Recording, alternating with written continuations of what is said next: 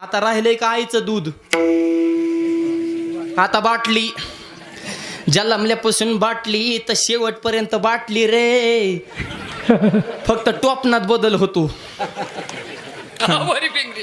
लहानपणी लबरच आणि परत पत्र्याचं येतंय, मग ती ओपनर शिवाय तुटतच नाही. लय रे अवघडे. पिऊ नका रे, बाटलीच्या नादाला लागू नका. पाया पण विनंती माय बाप. खातो गुटखा वाईट खाण्या जिबेला चटका, खेतो जुगार मटका, संसार होत मला फटकारा, देणार व्यसना झटका. व्यसन फॅशन वाईट उकटं दिसन तिथं खाली बसन, ह्याच्यात काही भेटन. गुटखा खाल्ला तोंड फुटन, दारू प्याला लिव्हर फुटन, सप्त्यात आला तर बंधन तुटन.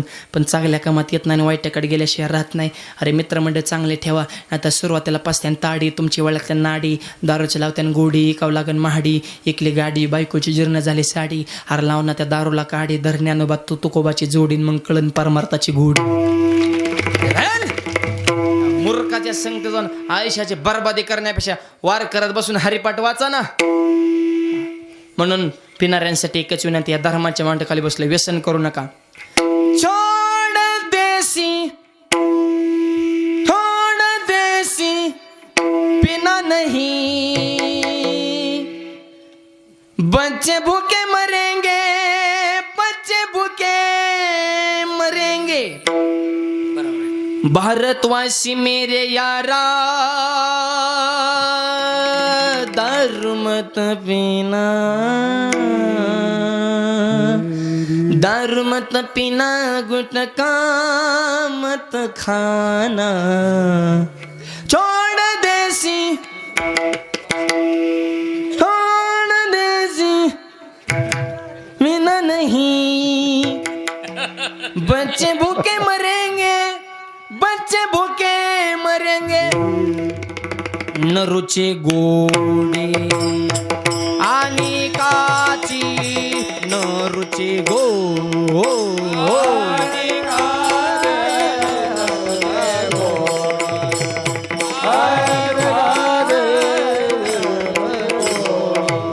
तुका मने मात्या पानाची आवडी,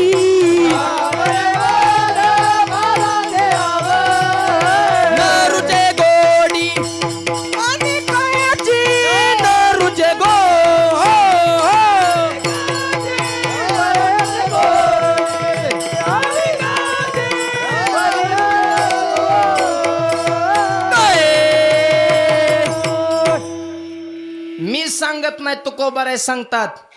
तुका म्हणे मद्यपानाची आवडी. मद्यपान ज्याला एकदा पिण्याची सवय लागली, न रुचे गोडे आणि त्याला अमृत द्या तरी ती म्हणते टेस्ट बरोबर नाही.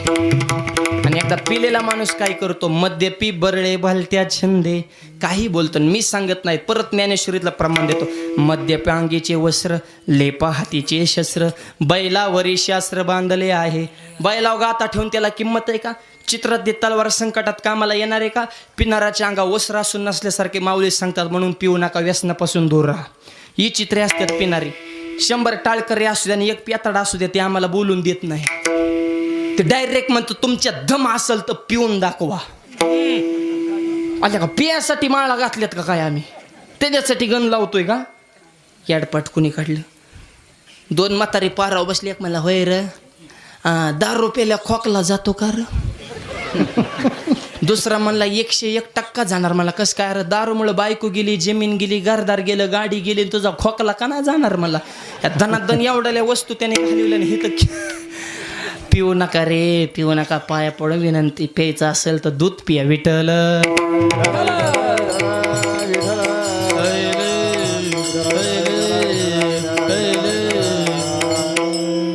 आईचं दूध प्यालाय वाघ, बजरंगबली म्हणून पावरे हनुमंत महाबली. दाढी रावणाचे जळ. आणि आईनं संस्कार तसे घडवले. शिवाजी महाराज सुद्धा फुकट नाही घडले. ऐका ऐका जिजाऊ मातेची कथा. जीवनामध्ये कितीतरी स्वास्यावल्या गेली व्यथा, पण छत्रपतींना तत्वज्ञान दिलं ज्ञानेश्वर्याने गाथा, म्हणून त्यांना म्हणतात जिजाऊ राजमाता. टाळ्या जरा जोरात वाजवा. छत्रपती शिवाजी महाराजांना ज्यांनी घडवलं त्या मातेच्या नावानं आपण जे जे कार्य करू नये, अशी होती राजमाता. आणि आताची माता स्वयंपाक म्हणे ती व्हॉट्सअप पाहता पाहता, आणि पोरगा घालतो लाथा, ती म्हणते चला ना माझा माथान काय करू आता. आता काय करते? आताचा दिंडीत. म्हणून संस्कार कसे असावेत? राजा कसा घडलाय? माझी जाबुने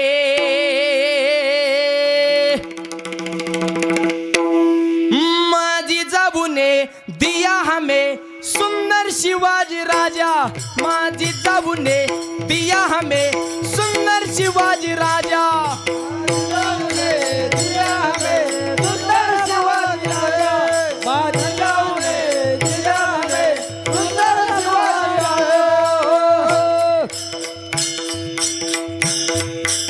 टाळी टाळी टाळी हा जित आनंदाने नांदत होती प्रजा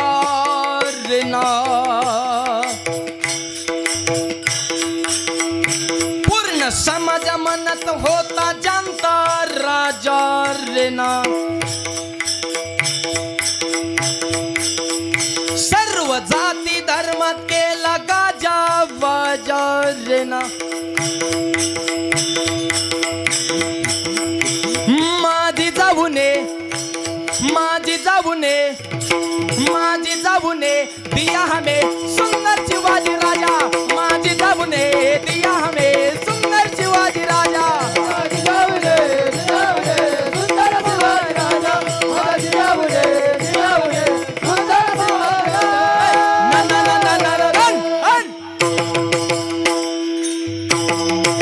छत्रपती शिवाजी महाराज की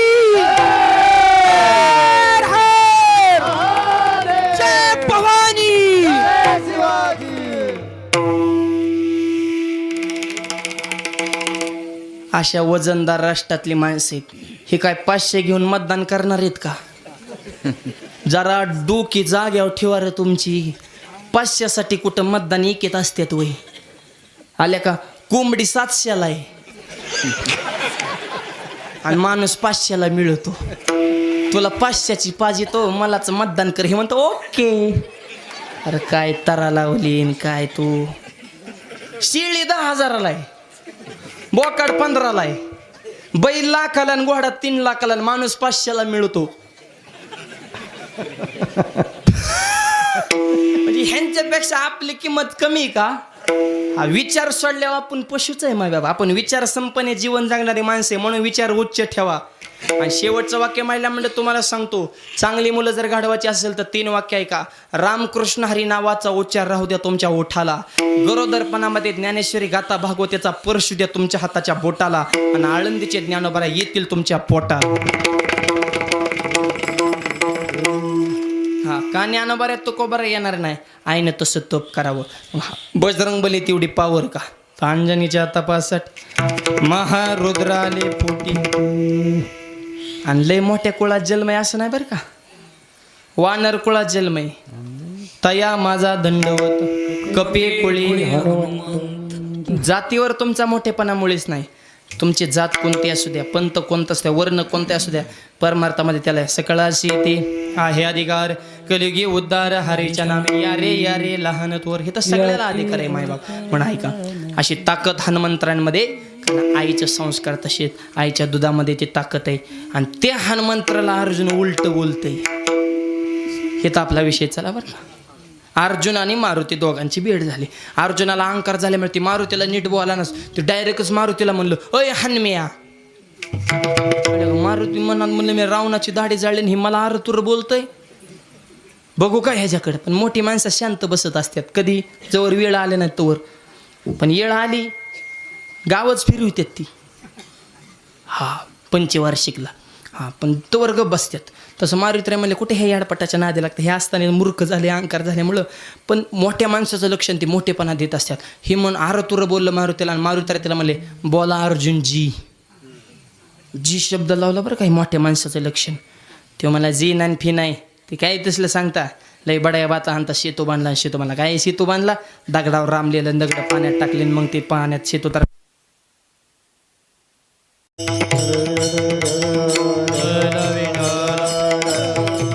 अर्जुन म्हणले अहो तुम्ही दगडावर रामलेलं दगड पाण्यात टाकली मग ती पूल बांधला मग वानर बोल नका वानरशेना पलीकडे गेली आणि मग तुम्ही कशाला तसला कुटाणा करायचा हे अर्जुनाला बोलवायचं ना एका बाणाशी तो तयार केला असता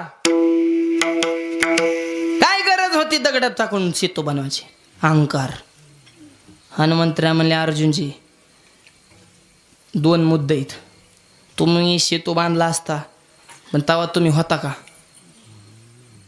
पहिला मुद्दा, अर्जुनाचा जन्मच नव्हता ना तेव्हा. अर्जुन 8व्या अवतारातला आणि हे सेतू झालाय 7व्या अवतारात. तुझा जन्मच नव्हता तेव्हा तू काय सेतू बांधायला लागला. आणि दुसरी गोष्ट, जरी तुम्ही बांधला असता तरी आमच्यासारखी वजनदार माणसं जर त्या पुलावनं गेली असतं तर तो पोल मोडला असता. नळ निळ जांबुवंतन पुढे चाले हनुमंत अशी वजनदार माणसं होती. ती का लाह्या खाणारी माणसं होती का. आणि कसा पूल टिकला असता. अर्जुन म्हणला मी बांधलेला पूल मोडू शकतो आपण. काही प्रश्न आहे. मी आत्ता पूल बांधतो. मारुती म्हणले मी आत्ता मोडतो. मोडले हो. अर्जुन म्हणला मी बांधलेला पूल जर तुम्ही मोडला तर अर्जुन याच ठिकाणी शपथ घेतो की पूल मोडल्याच्या दुसऱ्या क्षणी मी डायरेक्ट आत्महत्या करणार, प्राणत्याग करणार, जिवंत राहणार नाही. आणि नाही मोडल्यावर मारुतीराय म्हणले तुम्ही बांधलेला पूल जर ह्या वाघानं मोडला नाही तर मी तुमच्या रथावर जो झेंडा आहे का त्या झेंड्यावर आयुष्य ध्वज सारथी म्हणून राहणार, तुमचा सेवक म्हणून झेंड्यावरच मुक्काम करणार. म्हणले ओके, ठरलं दोघात. अर्जुनानं मी पूल बांधला एका बाणात. ती बी काय कच्चा नव्हता. एका बाणात पूल तयार केला. म्हणले मोडा पूल. जेवढी ताकद आहे तेवढी आमच्या हनुमंतराने मुठीमध्ये आवळली. सीतामायाचं चरण स्पर्श, प्रभू रामचंद्राची मर्यादा, लक्ष्मणाचं वैराग्य आठवलं. जेवढी पावर आहे तेवढी मुठीमध्ये हनुमंतराने उड्डाण केलं. ऐकू द्या. आणि हवेमध्ये उड्डाण केल्यानंतर आमच्या हनुमंतराने गर्जना केली, जय श्रीराम.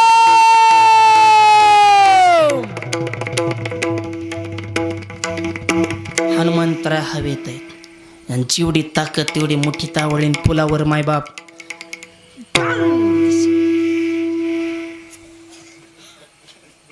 कडाड काढ पुलाचा बुकाच झाला डायरेक्ट. अर्जुनानं तोच बुका घेतला आणि कपाळाला लावला. गालीन लोटांगण वंदीन चरण, डोळ्यान पायीन रूप तुझे, प्रेमे आले. मेलो रे म्हणला आता जगत नाही रे. जाग्यावर राखत झाली म्हणलं तुकडं सुद्धा नाही रे. अवघड रे झालं. पूल मोडला. पण ऐका, पूर्वी माणसं बोलत होती तसं करीत होती. ते म्हणलं ठरलंय ना जीव द्यायचा, देणारच. आताचा जर अर्जुन असता ते म्हणलं मी काव म्हणलं होतं जीव देईन, पळूनच गेला असता. तो मरायला कोणाला काय आनंद वाटतोय होता. चिता रचली, चितेला आग लावली, 3 प्रदक्षिणा मारल्या ना अर्जुन चितेत उडी टाकणार.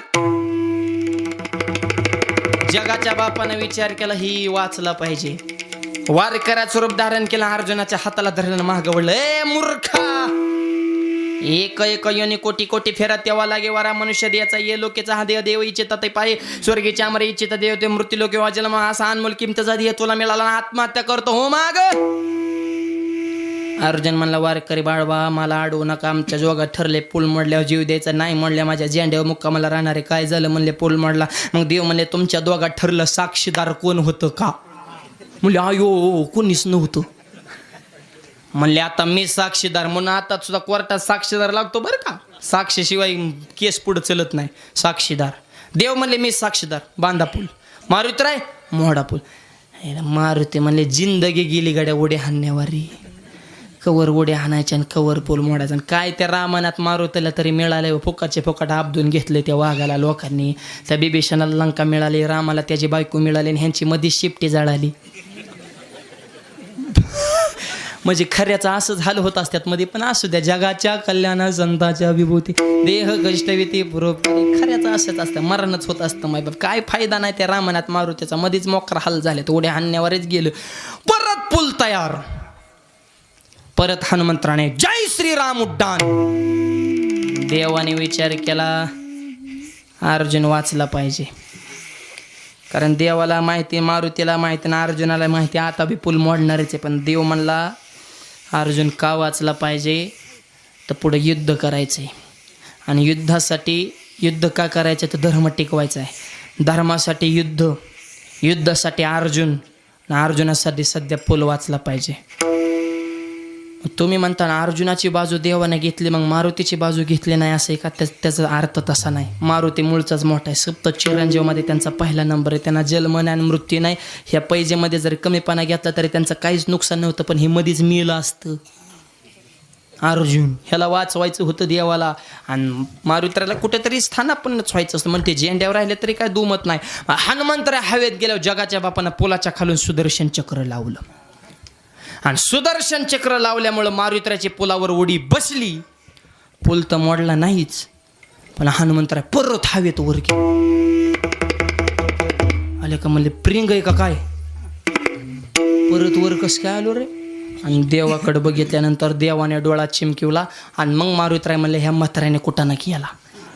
आणि मग तेव्हापासून अर्जुनाच्या झेंड्यावर मारुतीराय थांबले. हे ज्ञानोबारे सांगतात, ध्वज स्तंभावरी वानरू ओ मूर्तिमंत शंकरू सरती शरंग धरू अर्जुनेशी. आणि तेव्हापासून हनुमंतराय अर्जुनाच्या झेंड्यावर, रथावर, ध्वजावर ध्वज सारथी म्हणून राहिले. आणि आपल्या भक्ताला सीन होऊ नये म्हणून भगवंतानं फुलाच्या खालून सुदर्शन चक्र लावलं अभंगाच्या दुसऱ्या चरणात. मग तो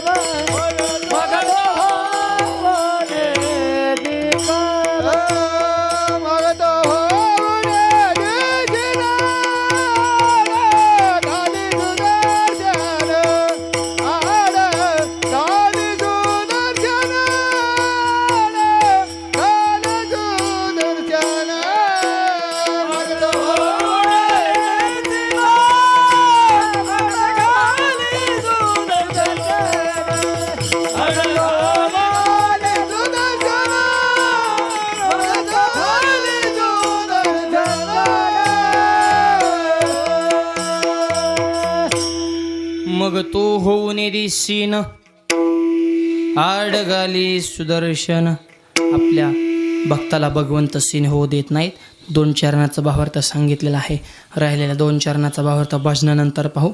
एकदा हाताने टाळी मुखानं नाम, सगळ्यांनी मोठ्या प्रेमाने एकदा भजन करायचं. विडोबार कुमाई हो बार कुमाई बार कुमाई हो बार कुमाई हो बार कुमाई हो बार कुमाई. हरे हरे हरे हरे हरे हरे हरे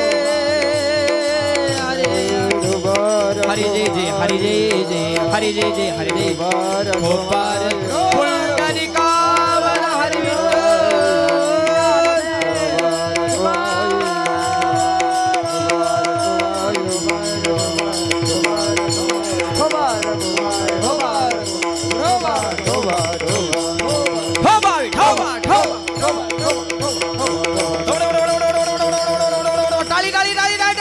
थांबा थांबा थांबा, फक्त टाळी, फक्त टाळी वाजवा, फक्त टाळी जोरात. थांबा, फक्त टाळ टाळ टाळ टाळ टाळ, फक्त टाळ वाजवा. थांबा, फक्त मृदंग, टाळी, टाळ, मृदंग, टाळी, टाळ, मृदंग, टाळी, टाळ, मृदंग, टाळी.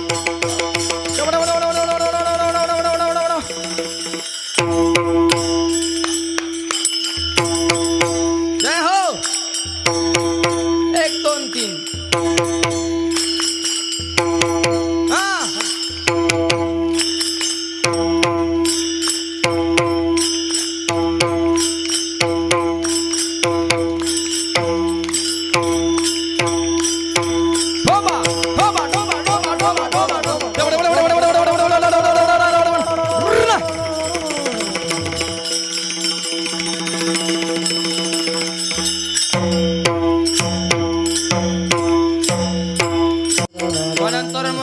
करा, विचार उच्च ठेवा, तर तुमची लग्न होते.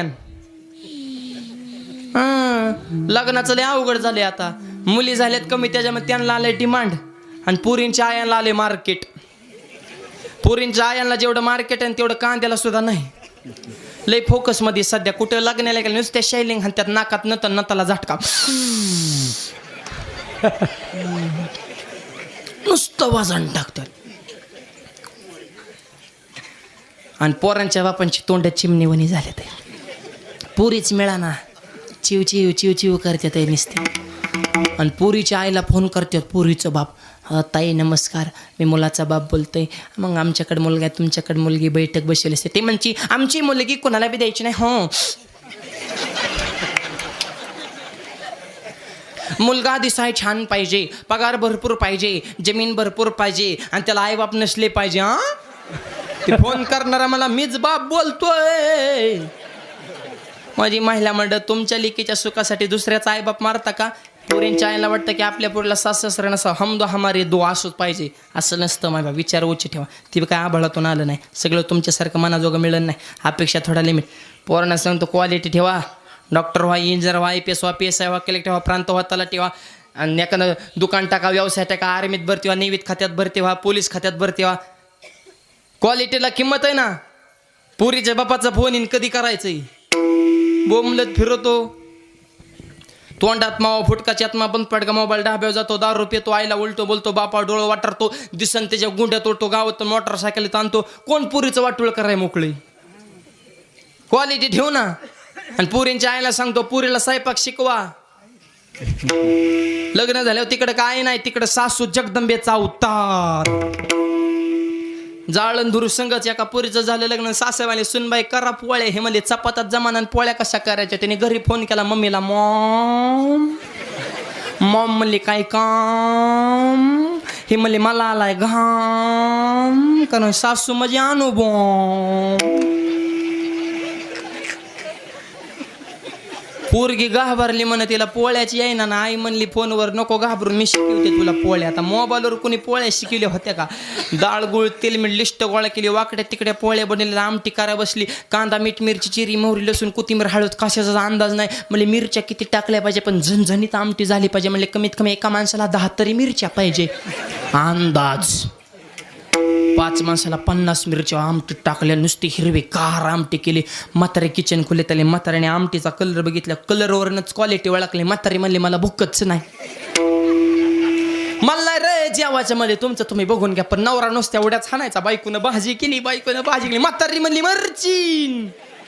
ते मला गप गाई, तुला तर कळणारच नाही माझ्या बायकोचं, तुला काव कौतुकच नाही. पहाटे 4 वाजल्यापासून स्वयंपाक करते आणि तुला तर तिचं गावा पटणारच नाही. आणि किती मस्त आई म्हणली नको लका लय मिरच्या टाकल्या ते, नको लका खाऊ. नाही मी खाणार. मग आई म्हणली तू जाणार. पहिलाच घास खाल्ला, त्याच्या कानातनच दूर निघाला खर, आणि त्याच्या डोळ्यातनं गाळा गाळा गाळा गाळा पाणी घालायला लागला. आणि त्याची बायको जवळ आली, म्हणजे होय व भाजीत काही कमी जास्त तर नाही ना झालं? ते मला नाही नाही नाही नाही नाही नाही भाजीत जगातच 1 नंबर. म्हणले डोळ्यात कसं काय पाणी आलं? ते मला आनंदाश्रू आहेत, आनंदाश्रू. मग देऊ का अजून थोडी भाजी? नकोय म्हणला, हेवचा आनंद लय झाला. यो लय हसली रे तुरुक्याची माणसं आज. हसलंच पाहिजे, कारण ज्याला हसता येतं त्याला 4 माणसात बसता येतं आणि गर्दीत घुसता येतं. हा ना, आता आज सगळ्यांचा चेहरा हसतो, एक दिवस भीतीला टिकून बसतो आणि उदबत्याचा वास त्याच्या नाकात घुसतो.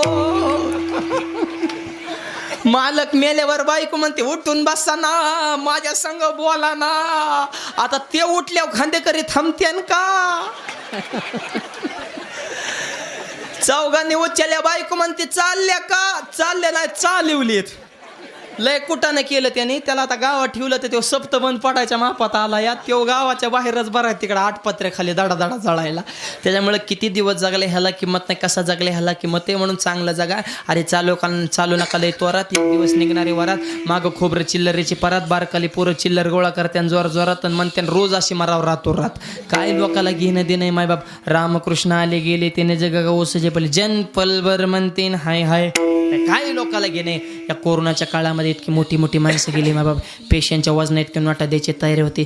एकदा वरून दोरी तुटली, विषय संपला. ह्या 2 लाटेतून वाचलो. 3ऱ्या लाटेचा जानेवारी सामना केला आणि भगवंताच्या दरबारात बसून सप्ताह करतोय. हे देवाने दिलेलं बोनसचा विषय. आता तरी देवाचा आभार म्हणा. बर्वे झाली आजीवरी, नाही पडलो मृत्यूची हारी, वाचून आलो येतवरी, उरले ते हारी तुम्हा समर्पण. देवा 1 नंबर ओके काम केलं रे. या कोरोनाच्या महामारीतून आम्हाला तो वाचवलं आणि सुंदर असणारा हा नरदी आम्हाला तो दिला. आणि या महामारीतून वाचून तुझ्या दरबारात बसून भगवंता तुझं चिंतन करण्याचं परमभाग्य आम्हाला प्राप्त होतं. हे देवाचा आभार माना. मग जीवनामध्ये काय करा? नामाच्या चिंतने, नामाच्या चिंतने, नामाच्या चिंतने,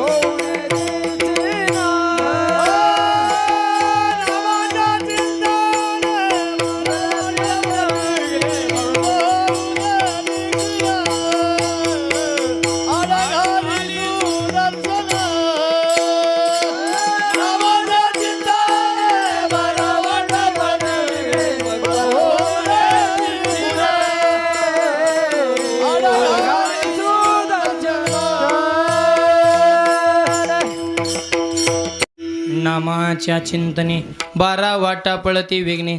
भगवंताच्या नामाचं चिंतन करा ते सोपे. नाम संकीर्तन साधन पै सोपे, जळतील पापे जन्मांतरीची. आणि त्याची ताकद ज्ञानोबरे सांगतात. यमो मने काय यमावे, दमो मने कावना ते दमावे, तीर्थे म्हणते काय खावे, दोष हो कदाशी नाही, आयुष्य माझे नाम गोष नाही, जगती विश्वाची दुःखे, हे जगची महासुके दुमदुमीत बरिले. हे नामाची ताकद. नामाच्या चिंतने 12 वाटा पळती विघ्ने. मग नाम कोण घेत नाही? सगळीच माणसं घेतात. मग महाराज तुम्ही सांगता नामाचं चिंतन करा, विघ्न 12 वाटाने पळून जाणं. आम्ही चिंतन करतो, संतही नामाचं चिंतन करतात. मग संतांच्या हाकेला जसा देव धावून येतो तसा आमच्या हाकेला का धावून येत नाही? तुकोबराय म्हणले नुसतं नाम घेण्याला किंमत नाही. प्रसंग आल्यावर तुम्ही प्राण अर्पण करा.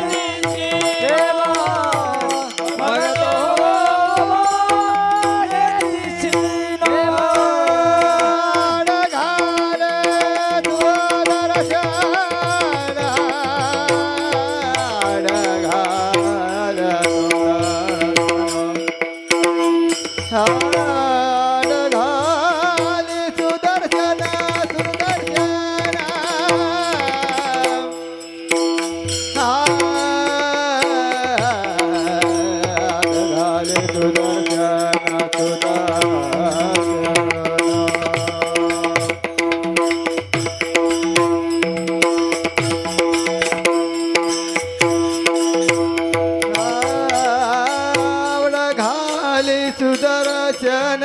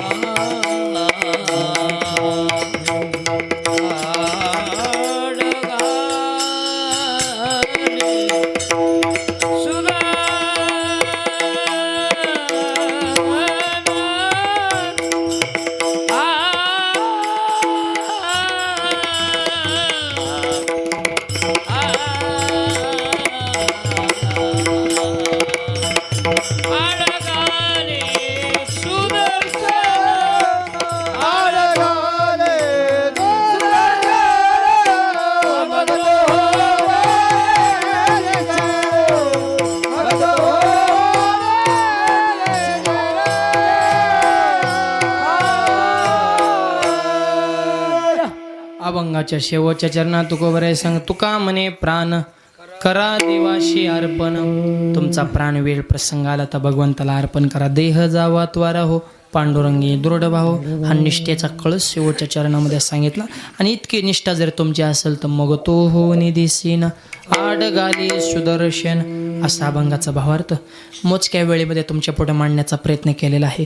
बोलता बोलता वाण्याच्या ओघामध्ये गदा शब्द गेला असेल. मुलगानातनं माफ करा माझे गुरु जन्मदा ते वडीलच आहेत परमपूज्य हरिभक्त परायण बलभीमजी भाऊ पठाडे.